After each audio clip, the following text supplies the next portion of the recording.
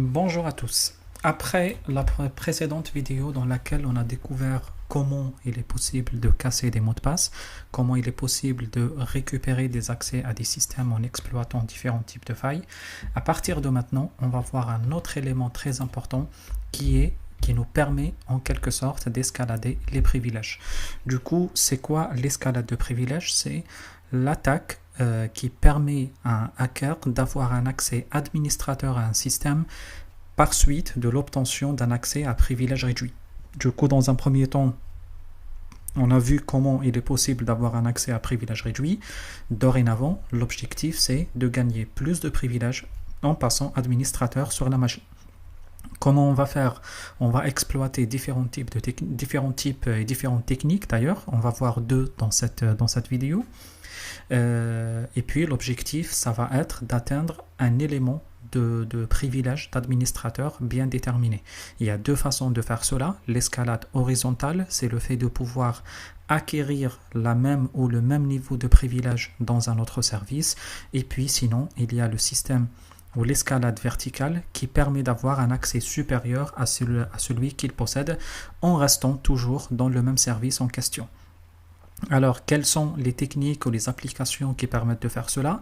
Principalement, c'est le hijacking. Par exemple, les DLL hijacking, parce que les applications Microsoft utilisent des librairies DLL qui n'existent pas nativement à Windows. Du coup, si un hacker réussit à injecter un DLL, il pourra après attaquer toute la librairie de ce système. Du coup, il y a différentes façons de faire cela, il y a différentes manières de faire cela.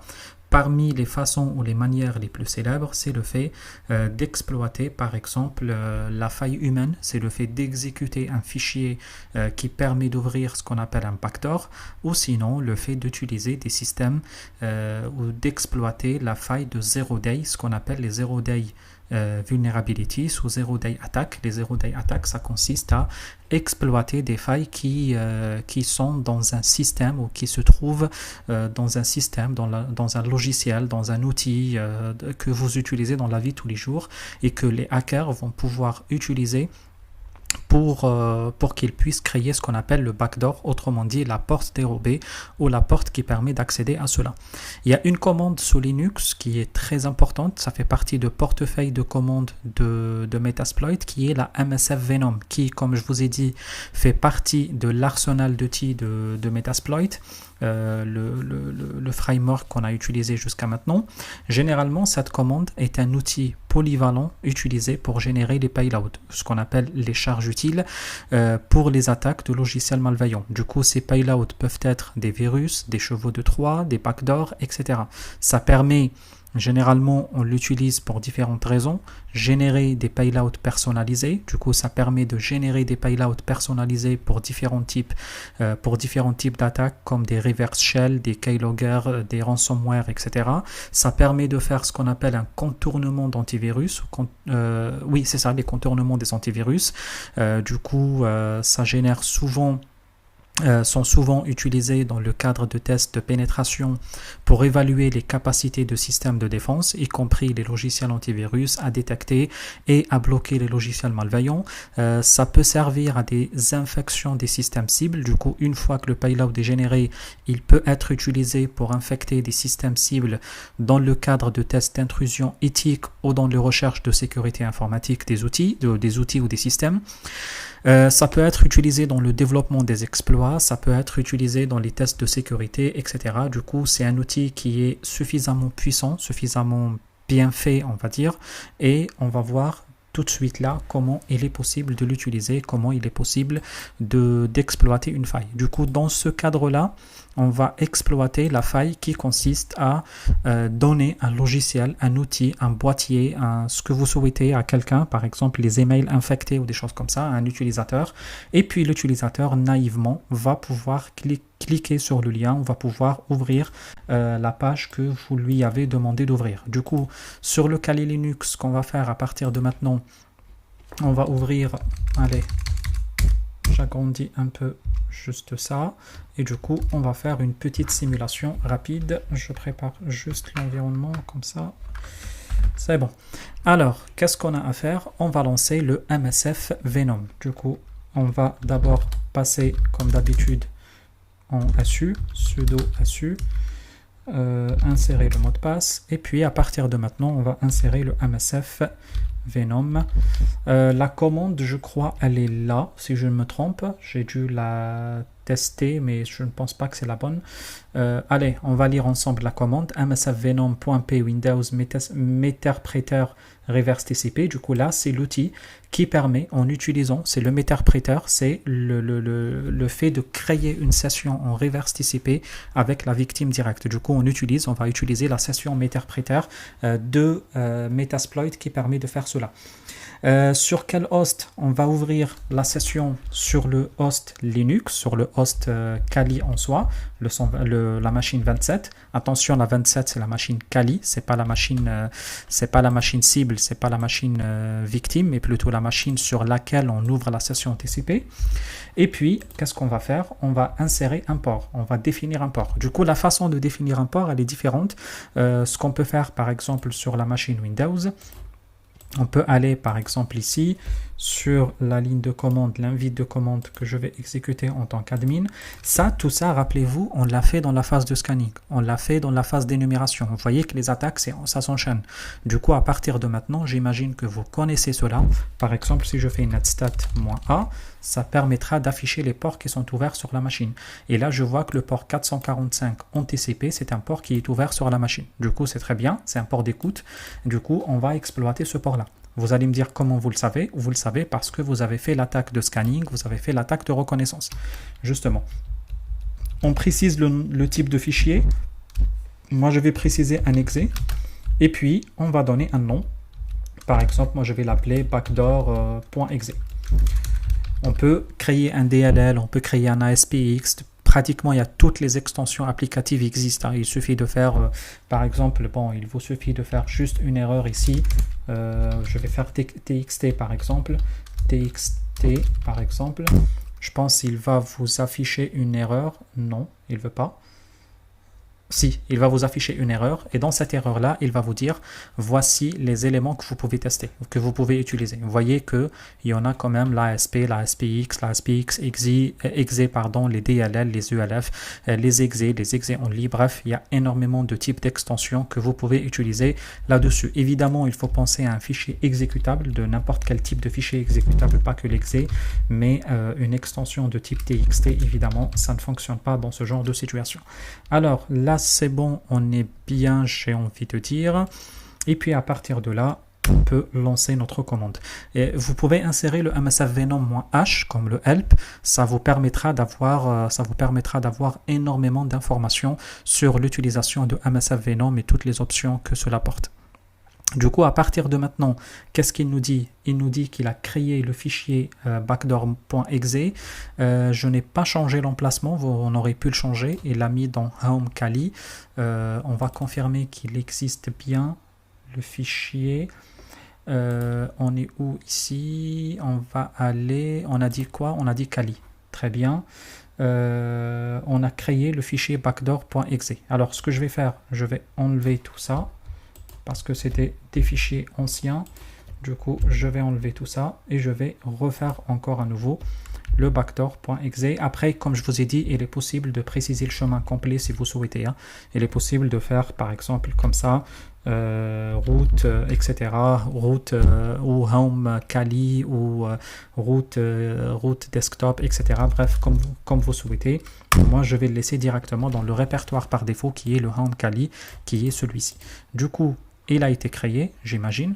On va revoir encore ici. Et là, on voit bien le backdoor.exe. Du coup, ce que je vais faire, je vais le mettre dans un fichier, je vais le mettre dans une archive que je vais appeler backdoor.zip. Très bien, créé.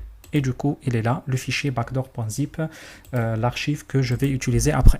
Du coup, qu'est-ce qu'on a fait maintenant? On a créé le fichier qui permet d'ouvrir la session en backdoor vers la machine de destination.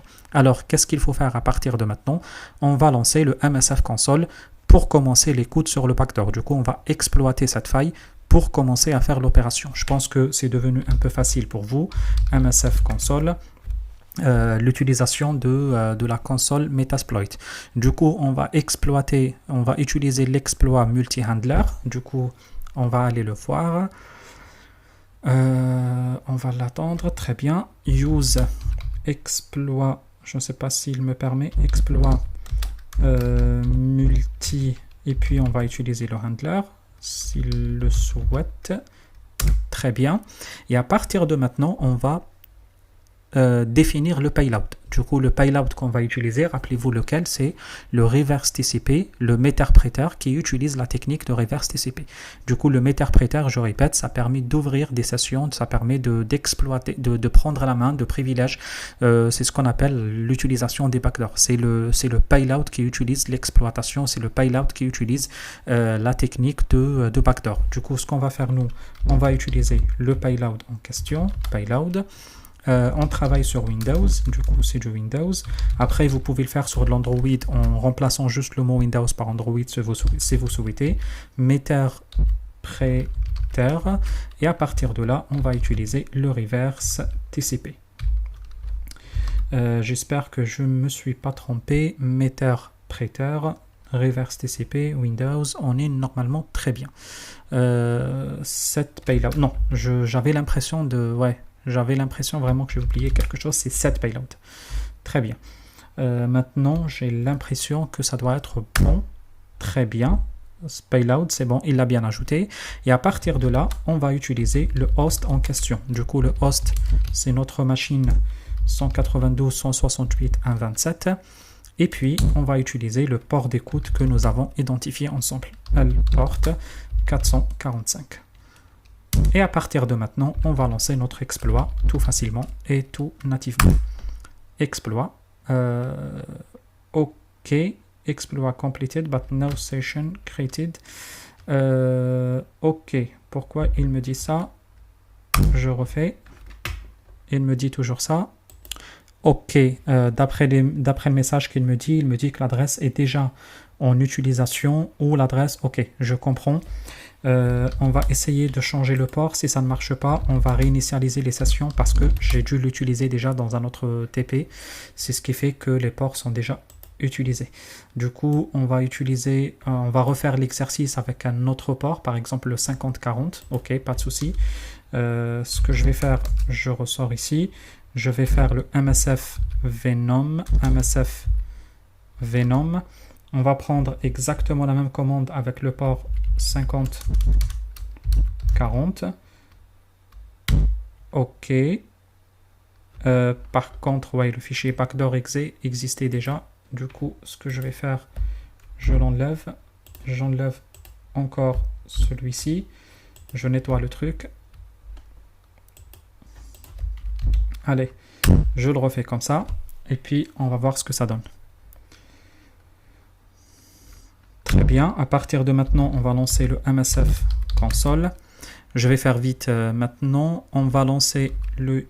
Attendez, on va attendre que ça arrive. Très bien. S'il te plaît.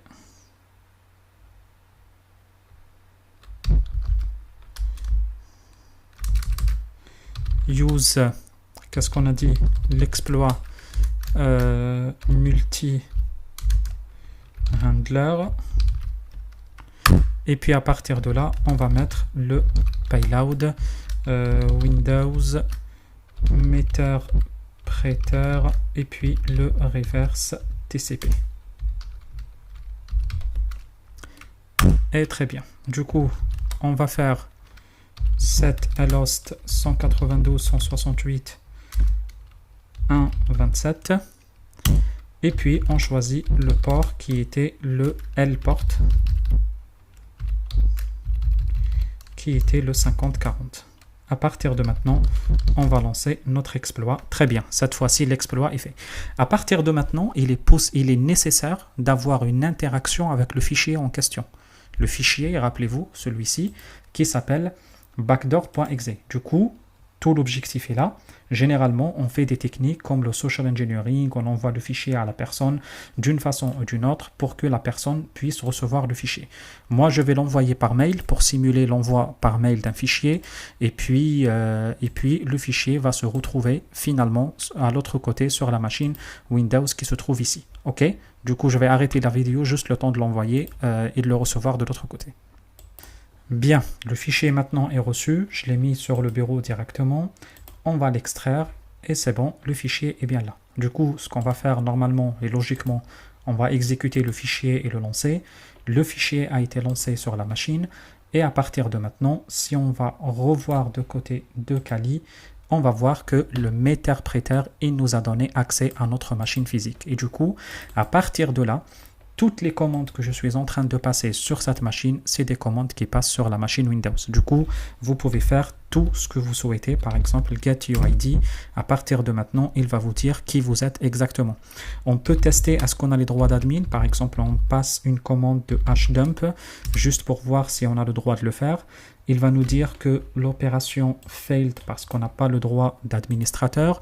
On peut insérer getSystem. En tout cas, getSystem, elle fonctionne une fois sur deux comme commande. Très bien, il passe, ça réussit. Maintenant, si je check le hdump, vous voyez que j'ai la possibilité d'injecter la commande. Et là, il va me sortir la totalité. Vous voyez, il me sort le résultat. Du coup, l'objectif d'essayer cette commande, c'est de voir que je récupère le droit d'admin. Et à partir de cette commande getSystem, vous avez vu que j'ai récupéré la totalité des accès administrateurs sur la machine. Par exemple, ici, il suffit d'insérer la commande help pour comprendre à quel niveau nous avons le contrôle total sur la machine de destination. Par exemple, à partir de là, vous voyez que on peut accéder à la webcam. On peut prendre le contrôle du micro, on peut prendre le contrôle de clavier, on peut prendre le contrôle de la souris, on peut prendre le contrôle, vous voyez, on peut partager l'écran, on peut même prendre une capture d'écran de ce qu'il y a de l'autre côté, etc. Là, on va voir quelques exploitations juste pour comprendre à quel niveau c'est très dangereux de faire ce genre de choses. Là, par exemple, on peut voir les informations IP avec la commande ipconfig, le 1.34, l'adresse IP de la machine. On peut, par exemple, voir les fichiers de registre. On peut, par exemple, download, télécharger des logiciels ou des outils et les exécuter. On peut, par exemple, si vous souhaitez faire un petit, par exemple, qu'est-ce qu'on peut faire encore? On peut prendre la main sur le clavier et écrire. Vous voyez que je peux lancer même des outils, par exemple execute-f, on peut lancer des outils, par exemple notepad.exe. On peut, une fois, vous voyez, on a créé un process qui s'appelle 2420, qui a le numéro 2420. On peut prendre la main sur la machine avec keyboard send. On peut, par exemple, à partir de maintenant, écrire ce qu'on veut. Ceci est un message très confidentiel, et puis à partir de là, vous voyez, on peut prendre la main sur la machine facilement. Si on voit sur la machine Windows, on peut voir que on a pris la main sur la machine et qu'il y a bien un fichier bloc-notes qui a été créé. Le message n'est pas passé. On va refaire peut-être encore une fois.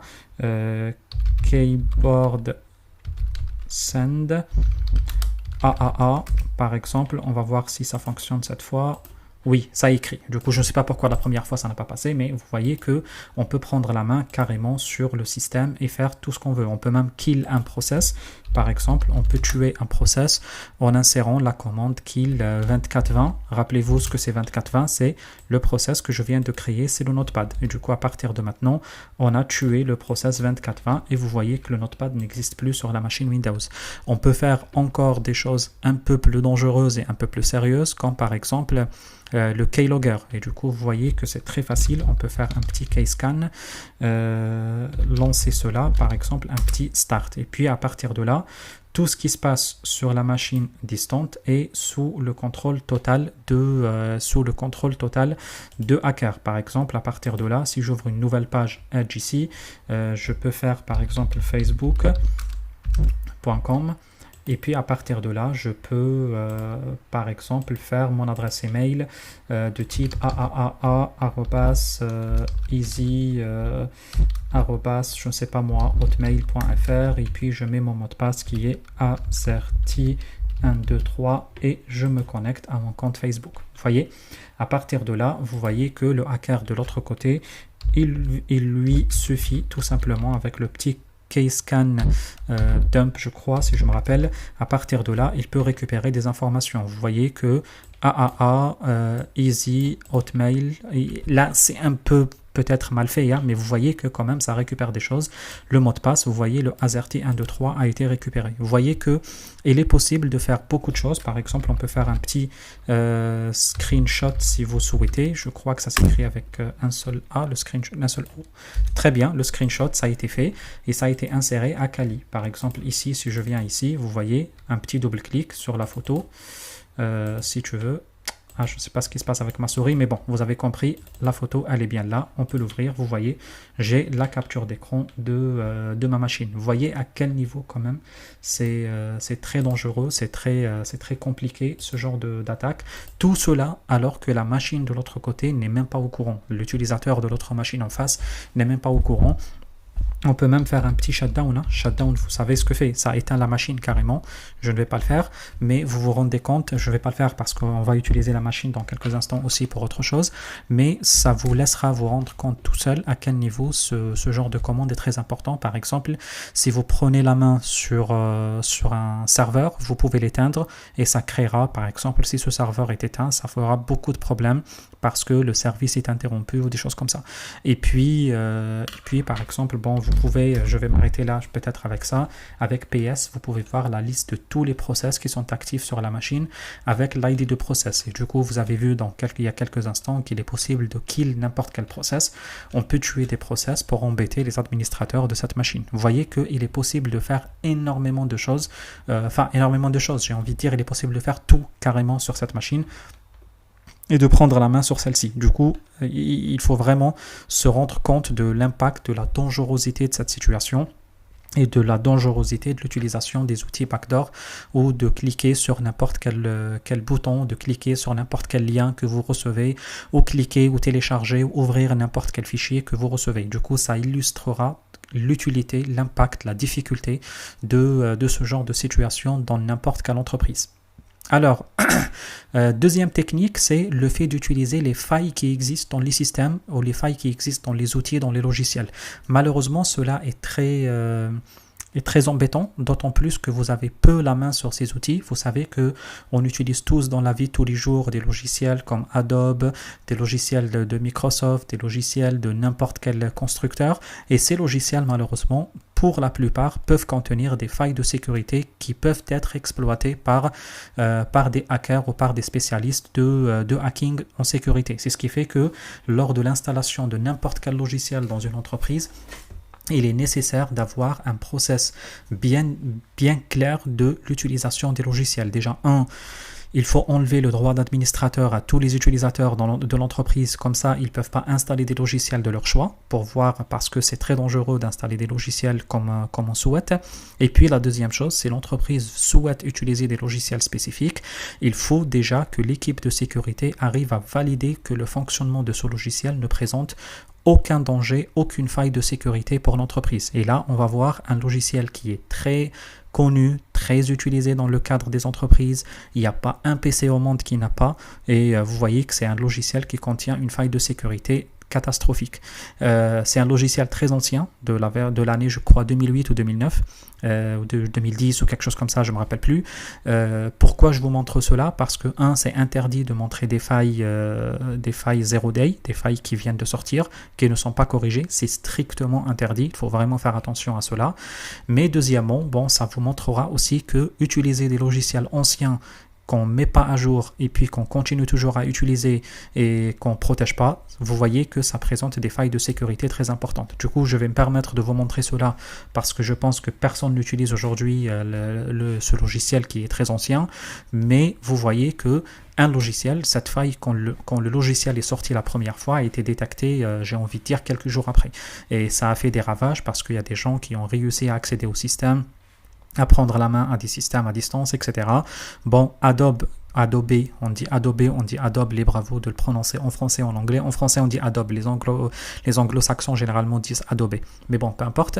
Adobe a réussi à résoudre le problème après assez rapidement et ça montrera aussi l'importance d'utiliser des outils ou des logiciels des entreprises plus ou moins reconnues, plus ou moins puissantes, plus ou moins connues par leur réaction très rapide. Du coup, le Adobe Reader 9, je pense à un logiciel que vous connaissez tous et que vous utilisez tous dans la vie de tous les jours. C'est l'outil qui permet la lecture des comment dire, qui permet la lecture des fichiers PDF. Du coup, on peut le trouver dans Old Versions. On peut dire par exemple Adobe Reader 9.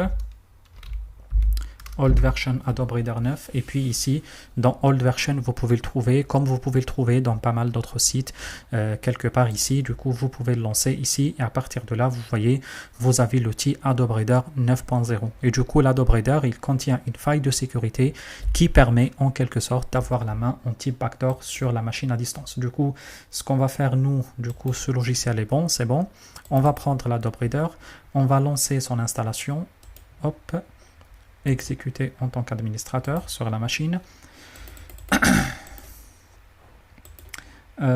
Ok, on va lancer l'installation de logiciel et on va attendre que cela se fasse. Alors en attendant, comme je vous ai dit, je vous ai expliqué la situation et ce qu'on va faire à partir de là, c'est qu'à partir de là, on va créer un backdoor, on va créer une porte dérobée pour accéder à cette machine à distance, ce qui va nous permettre en quelque sorte de gérer cela.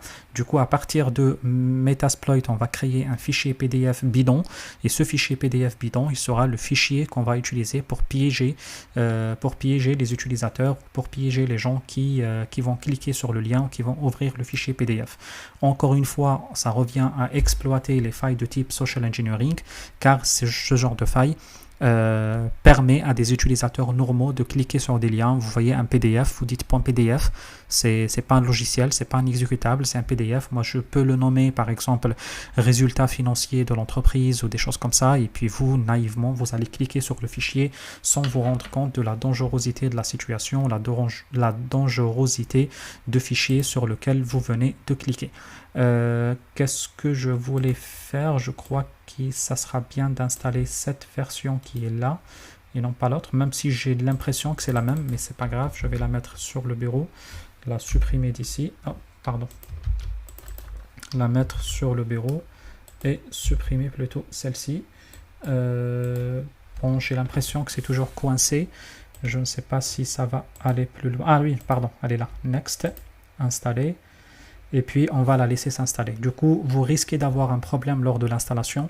Il y a une solution rapide à cela qui vous permettra de régler cela. Vous pouvez trouver une commande sur internet qui vous permettra d'avoir le privilège parce qu'il y a un problème peut-être des fichiers corrompus, des fichiers système corrompus. Si vous rencontrez le problème, essayez de le résoudre, il est là d'ailleurs le 1935. Sinon il y a une autre solution facile, c'est de ne rien faire. Du coup vous pouvez rester comme ça, l'outil est bien installé. Malheureusement si vous cliquez sur OK, il va le désinstaller, c'est pas grave, nous on va le faire comme ça juste histoire de faire notre test. Du coup c'est bon, l'outil est bien installé. Ce qu'on va faire à partir de maintenant, on va revenir sur notre machine Kali. J'ai l'impression que là c'est bon, c'est terminé. Si vous voulez arrêter, il vous suffira de faire un petit CTRL-C ou exit plutôt, et puis là vous pouvez sortir carrément et puis c'est bon, vous pouvez revenir à votre état de base. Du coup ce qu'on va faire encore une fois, on va faire notre MSF console à nouveau et puis à partir de maintenant on va exploiter cette fois-ci la faille de file format pardon. Et du coup, c'est des failles qui étaient découvertes sur les formats des fichiers des différents logiciels existants. Vous pouvez faire le tour, comme je vous ai montré dans une vidéo précédente, dans le fichier de Metasploit, et ça vous permettra de voir la totalité des logiciels existés et la totalité des logiciels qui ont été détectés. Du coup, nous, qu'est-ce qu'on va faire? On va exploiter, utiliser cela, exploit, et on va faire le Windows File Format Adobe quelque chose, Adobe PDF Embedded XE, très bien. Et puis à partir de maintenant, on peut voir les différentes options existantes. Par exemple, on peut faire un petit Show Options et on peut voir les différents types d'options existants. Là, on a un port, un host et un port qui sont déjà en cours d'utilisation. On peut les laisser, il n'y a aucune raison de les toucher. Et puis à partir de maintenant, vous voyez qu'il y a différents types d'options que vous pouvez utiliser. L'Exe Name, File Name, un file name et puis le launch message. Il y a différents types. Le file name, c'est levil.pdf. Vous pouvez le changer si vous souhaitez. Du coup, faire par exemple un fichier qui s'appelle résultats financiers de l'entreprise. Vous voyez, tout cela, vous pouvez le changer comme vous souhaitez. Vous pouvez par exemple l'exécution de fichiers ou l'emplacement de fichiers, vous pouvez les changer. Là, c'est l'file names, du coup, le fichier qu'il va générer. Et du coup, il va nous générer un fichier qui s'appelle template.pdf. Pareil, et c'est possible de changer. Et puis, le launch message, c'est en quelque sorte le message qu'on va afficher à l'utilisateur et qui va lui dire qu'est-ce qu'il doit faire en quelque sorte pour l'ouvrir. Par exemple, ici, il y a un message par défaut qui dit pour voir le contenu crypté, merci, please tick de do not show, etc. Et puis box and press open. Du coup, c'est en quelque sorte merci de cocher la case qui dit do not show this message again et après cliquer sur open. Du coup, nous, par exemple, si vous souhaitez, on peut changer ça. Par exemple, on peut dire set launch message et on peut lui dire par exemple cliquez sur open pour voir les résultats financiers de l'entreprise. Financier, j'ai écrit n'importe comment, financier de l'entreprise, de la société. Allez, pour éviter d'utiliser les... On peut faire comme ça et du coup vous pouvez même regarder les show options à nouveau et puis vous allez voir que ici le message a été changé vers cliquer sur open pour voir les résultats financiers de l'entreprise. Résultat, il manque un S à la fin, c'est pas grave, vous avez compris le principe. Ok, du coup à partir de maintenant ce qu'on va faire, on va lancer l'exploitation de cette faille de sécurité. Du coup, on peut lancer exploit et à partir de maintenant, vous voyez, il nous a créé un fichier qui s'appelle evil.pdf. Comme je vous ai dit, il est possible de le changer, même il est souhaitable de le changer. Et puis, il l'a mis dans route msf local evil.pdf. Vous pouvez, si vous voulez accéder à ce fichier à distance, vous pouvez créer une copie.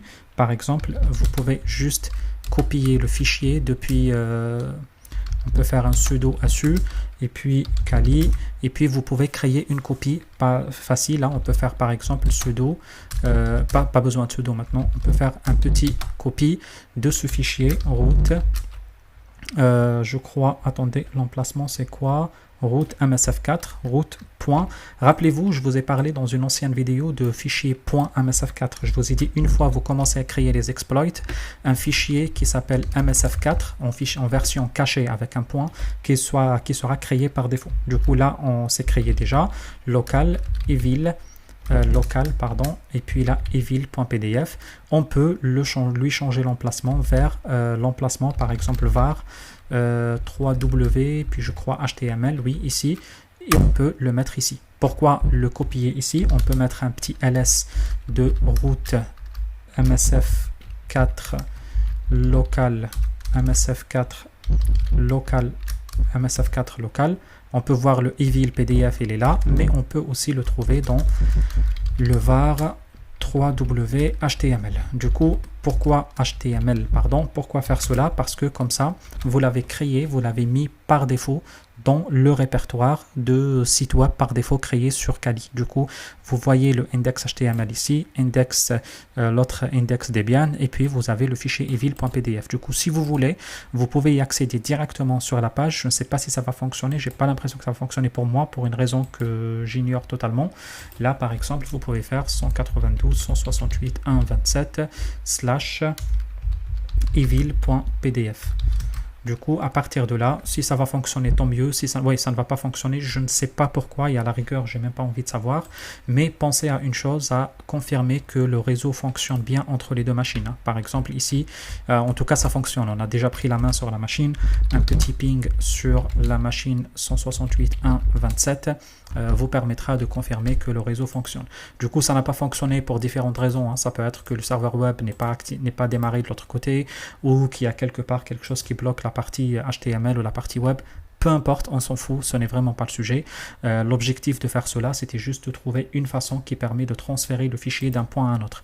Du coup, nous, ce qu'on a dit, que dans la vie réelle, ce qui va nous permettre de transférer le fichier d'un point à un autre, c'est le social engineering. Du coup, le fichier, on va le mettre dans une clé USB, on va l'envoyer par un mail, on va l'injecter d'une façon ou d'une autre. Bref, on a vu ça déjà dans le scanning, on a vu les ports qui sont ouverts, on connaît maintenant le social engineering, les mails infectés, etc.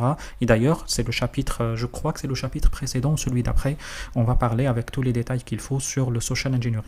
Alors, je vais encore arrêter la vidéo, transférer le fichier et on va continuer cela. Bien, très bien. Le fichier est copié. Du coup, comme je vous ai dit, il y a différentes façons de faire. Envoyez-le par mail. Ouvrez par exemple votre OneDrive ou votre fichier Drive des deux côtés, puis vous le chargez d'un côté, vous le téléchargez d'une autre. Faites une clé USB ou bien le mettre par exemple dans un partage. Je vous ai montré comment créer des partages sur VMware. Il est possible de créer des partages avec la machine physique directement ici. Option, ici, vous avez le share folder. Vous pouvez créer un petit share folder pour copier les fichiers. Pareil sur les machines VirtualBox, je vous ai montré comment faire. Bref, faites comme vous souhaitez, l'essentiel que vous arrivez à récupérer le fichier. Du coup, le fichier est là. Moi, je vais le mettre juste sur le bureau. Ça sera plus facile et plus rapide. Du coup, à partir de maintenant, avant de faire cela, on va continuer la préparation de notre attaque. Et à partir de maintenant, on va faire exactement comme ce qu'on a fait il y a quelques instants. C'est le fait de lancer l'attaque avec l'utilisation de fameux handlers. Du coup, à partir de maintenant, ce qu'on va faire, on va faire le use exploit multi-handler. Use exploit, qu'est-ce que j'allais dire? Multi-handler. Et puis, à partir de là, on va lancer le payload en question. Set payload Windows, s'il te plaît. Ça commence à ramer la machine. C'est toujours comme ça à la fin, c'est toujours difficile. Windows, on va lancer le meterpreter et puis on va lancer le reverse TCP comme d'habitude toujours. Et puis on va spécifier le host qui est notre machine 7 host qui est notre machine Linux avec le 192.168.1.27 et à partir de là vous voyez qu'on a maintenant la main sur la machine exploit et à partir de là on a lancé notre exploitation, du coup notre exploit et puis à partir de là on va attendre que l'utilisateur ouvre le fichier. Du coup l'utilisateur il a reçu un fichier résultat financier de l'entreprise, il s'ouvre par défaut sur le navigateur mais c'est pas grave, on peut juste faire comme ça, ouvrir avec l'Adobe Reader 9 et là bon il va nous demander d'accepter, il ouvre un fichier vide et puis il va nous dire sauvegarder le fichier template. Bon, l'utilisateur, vous savez, c'est un naïf, c'est si on prend Brigitte ou Madame Michu, Monsieur je ne sais pas qui ou Kevin qui travaille dans je ne sais pas quel service, il s'en fiche, il ouvre un fichier, il va dire ah il me demande d'abord de le sauvegarder, oui c'est vrai il faut le sauvegarder et puis vous voyez le fameux message, cliquez sur Open pour voir les résultats financiers de la société et puis il a reçu dans un mail qui dit voir les résultats financiers de la société et puis il va dire ok très bien Open, ok et puis il ne sait pas ce qui s'est passé. Il dit ah oui template il est là, vous voyez, il va l'ouvrir, il sait pas, bon j'imagine que quand il double-clique il va s'ouvrir sur Adobe, il va essayer de l'ouvrir sur Adobe mais il comprend pas, bref il dit bon écoutez le fichier est vide et ce service informatique c'est nul, il nous envoie n'importe quoi, c'est pas grave, je ferme, je m'en fous. Et puis derrière regardez ce qui se passe, le meterpreter il prend la main sur la machine. Du coup il suffit juste d'ouvrir le fichier, de cliquer sur le OK, sur Open et là à partir de maintenant vous avez pris la main sur la machine et encore une fois on peut s'amuser à faire tout ce qu'on veut, afficher les process, exécuter des choses, faire des screenshots et faire tout ce que vous souhaitez et à partir de là vous voyez que c'est la fête un peu pour la machine. À partir de maintenant il est possible de prendre la main sur la machine et exécuter toutes les commandes que vous souhaitez exécuter sur la machine. Rappelez-vous qu'avec la commande help il est possible de voir la totalité des systèmes, la totalité des commandes que vous pouvez exécuter sur la machine. Vous pouvez prendre une photo avec le webcam, vous pouvez lancer un webcam snap, un webcam Snap, etc., etc., etc. Moi, je n'ai pas en tout cas de webcam sur ma machine. C'est exprès que je lance la commande comme ça. Mais sachez qu'il est possible de lancer les commandes que vous souhaitez sur la machine. Activer la webcam, activer le micro, activer, ouvrir des fichiers. Bref, je ne vais pas refaire le même discours que j'ai fait il y a quelques minutes. Du coup, vous comprenez maintenant qu'il est très important d'utiliser des logiciels validés par l'entreprise, suivis par l'entreprise. Il est très important de mettre à jour vos systèmes constamment. Regardez que la quasi-totalité des mises à jour que vous recevez, c'est des patchs de sécurité, c'est des correctifs de sécurité. Rappelez-vous que les mises à jour des différents logiciels que vous avez, le plus souvent, c'est des mises à jour de sécurité qui peuvent empêcher des attaques de sécurité. Comprenez que il faut quand même forcer l'utilisateur à mettre à jour et le système et les logiciels. Je sais que c'est très embêtant pour les équipes workplace dans les entreprises ou les équipes poste de travail dans les entreprises parce que toujours ils sont dans l'obligation de pousser l'utilisateur à redémarrer la machine, ce qui risque d'être un peu trop embêtant pour les utilisateurs de cette société et très embêtant également pour les gens de workplace à forcer les utilisateurs à le faire. Pensez à n'utiliser que des logiciels de confiance, des éditeurs de logiciels qui sont très reconnus sur le marché, genre Microsoft, Google, Apple, Adobe, je ne sais pas qui, mais l'essentiel, qui sont géants, qui ont des services de sécurité qui travaillent jour et nuit. Et vous voyez, Adobe, quand même, la valeur de l'entreprise, ça ne l'a pas empêché quand même à faire des erreurs, des bêtises ou de laisser des backdoors ouverts. Du coup, vous voyez que quand même, c'est des problèmes qui peuvent arriver. Pensez souvent aux problèmes ou aux erreurs de type Zero Day Attack. Vous voyez que le jour où ce logiciel est sorti, il a fait des ravages, il a fait des gros problèmes. Heureusement, aujourd'hui, ce n'est plus d'actualité, mais le but de faire cet exercice, c'est de vous sensibiliser sur l'importance d'utiliser des outils modernes et de rester très connecté à l'actualité des différents outils que vous utilisez. Empêcher les utilisateurs d'installer des logiciels de leur choix.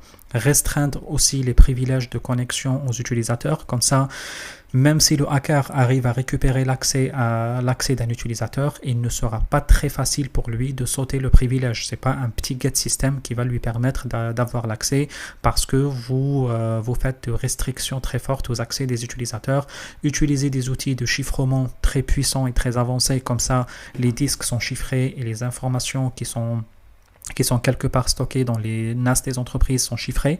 Ça permettra de protéger l'entreprise. Faites des tests et des audits en continu pour voir s'il y a des backdoors qui sont ouverts. Utilisez aussi des outils complets de sécurité de poste de travail, d'antivirus, etc. Les IDS, les EPS, tous les outils qui existent, les anti-malware, etc. sur le poste de travail des utilisateurs, les postes de travail des utilisateurs. Faire ce qu'on appelle les séparations des privilèges. Comme ça, vous êtes certain que seul le moment où on aura besoin d'un privilège supérieur qu'on va l'utiliser, sinon on n'utilisera jamais ce privilège supérieur. Et puis utiliser ce qu'on appelle les multifactor authentications. Comme ça, si on arrive à compromettre la sécurité par exemple de votre mot de passe, vous êtes certain que l'autre moyen de sécurité peut-être pourra vous protéger. Multifactor authentication, c'est le fait de vous baser sur par exemple deux outils ou deux types d'authentification différents. Je pense qu'on a fait le tour dans ce chapitre sur l'escalade de privilèges. On a vu 12 outils très importants qui permettent d'escalader des privilèges. Sur ce, je vous dis bonne journée ou bonne soirée. Et puis, dans la prochaine vidéo, on va encore continuer à parler d'autres choses sur le chapitre qui reste toujours le même, le hacking system. Allez, bonne journée à tous et à la prochaine.